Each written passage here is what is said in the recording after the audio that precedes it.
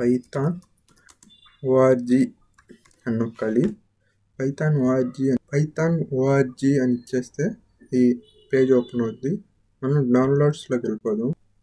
Downloads మీద click చేసిన తర్వాత ఈ పేజ్ ఓపెన్ అవుద్ది. ఇక్కడ డౌన్లోడ్స్ అని చూస్తే ఇక్కడ డౌన్లోడ్స్లో డౌన్లోడ్స్ ఫర్ విండోస్ ఇక్కడ డైరెక్ట్గా డౌన్లోడ్ చేసుకోవచ్చు. డౌన్లోడ్ అవుతా ఉంది. పైథాన్ డౌన్లోడ్ అయిపోయింది. నెక్స్ట్ ఓపెన్ చేసుకుందాం. ఓపెన్ చేసి డబుల్ క్లిక్ ఇస్తే ఈ పేజ్ ఓపెన్ అవుద్ది. ఇక్కడ చెక్ బాక్స్లో టిక్ ఇచ్చేయాలి use admin and customization install మీద క్లిక్ చేసి నెక్స్ట్ ఆప్షనల్ ఫీచర్స్ ఇది డిఫాల్ట్గా ఉంచేయాలి. నెక్స్ట్ ఇక్కడ కన్ఫామ్గా చెక్ బాక్స్ టిక్ చేయాలి. మనం నెక్స్ట్ ఇన్స్టాల్ అని కొట్టేస్తే ఎస్ అని పర్మిషన్ ఇచ్చేయాలి. ఇన్స్టాల్ అయితే అవుతా ఉంది. మనకి ఫ్యూ మినిట్స్ ఇన్స్టాల్ అయిపోద్ది. ఓకే గైస్, పైథాన్ అయితే సక్సెస్ఫుల్గా ఇన్స్టాల్ అయిపోయింది.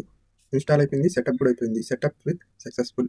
ఓకే, క్లోజ్ చేసి ఇన్స్టాల్ అయితే సక్సెస్ఫుల్గా అయిపోయింది. కన్ఫర్మేషన్ కోసం కమాండ్ ప్రాంప్ట్ ఓపెన్ చేసి కమాండ్ ప్రాంప్ట్లో ఇందాక ఇచ్చిన కమాండే ఇవ్వాలి.